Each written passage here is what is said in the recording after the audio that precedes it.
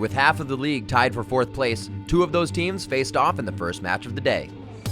Coast would go up 7-5 after picking off Dyrus in the jungle. He throws down the equalizer, flashes the flag toss, but he's going to go down. They could actually start a fight off of that, though. Reginald able to catch an intent, dude. He is definitely going to get taken out. Mash me. They have Shen coming in, but he gets taken. He gets hit right away with the blade of the Rune King. Oh! They burst down Reginald. He had no idea what happened. Not even a chance to breathe there. Wild Turtles fending off 4 members of Coast by himself, but to say, wait a minute, it's just a Vayne. Finally turn around and take him out. But TSM's crisp play calling paid off in an early Baron. They get the smite. The difference between a TSM that is focused and a TSM that is not making the decisions crispy like that.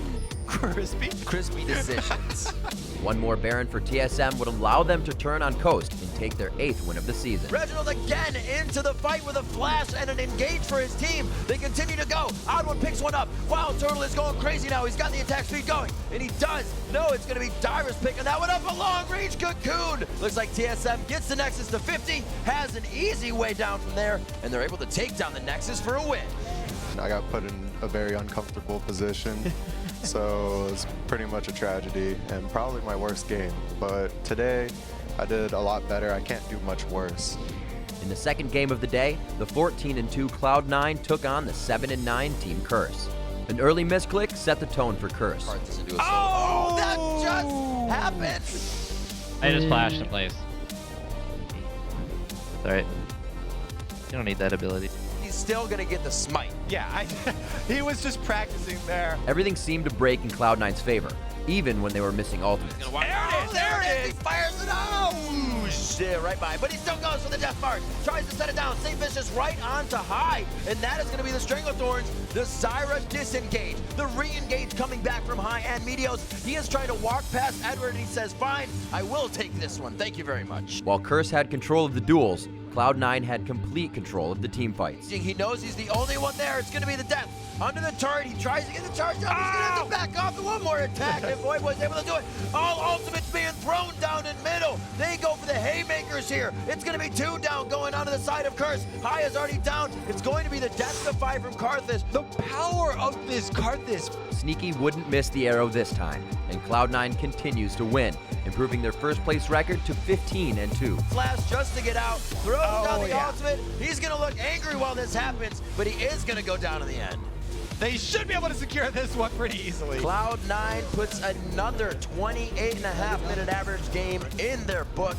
The 7-9 Dignitas took on the 8-8 Counter Logic Gaming in the 3rd match of the day. The pace of this game was fast and furious right from the start. Patoy forced to flash to Teleport safety. behind him. Double Lift picks up the kill with the expunge. Here comes Skara. He's going to pick up the first one into Chalster with one more auto attack. Does not have Rift Onic available. Not needed as a hail of arrows closes out the rack. And that's exactly what Dignitas needed in this lane setup. Dignitas dictated the action throughout. Now Chalster's been jumped on. He gets dropped as the rest of Dignitas are pressuring But the Link tower. flashes in from behind. COG might turn. He carries on chasing, sprayers out. Double Lift is trying to get one down. The expunge is going to be able to pick it up. The pacing of this game is absurd. Dignitas is forcing it every single turn. A beautiful crescendo from Patoy would lock down CLG, giving Dignitas their 3rd inhibitor and the win. A flash hook. Crocs gets pulled backwards, but Double Lift and Nian both hit by the crescendo. Immediately Double Lift is squashed under the boot of Dignitas, first to fall before Chalster follows suit. Niantonsa's doing the best that he can. Link will close out the kill onto Kiwi Kid.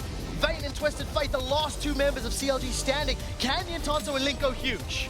I don't think so. That's a few too many minions, man. And Dignitas with an action-packed game from start to finish.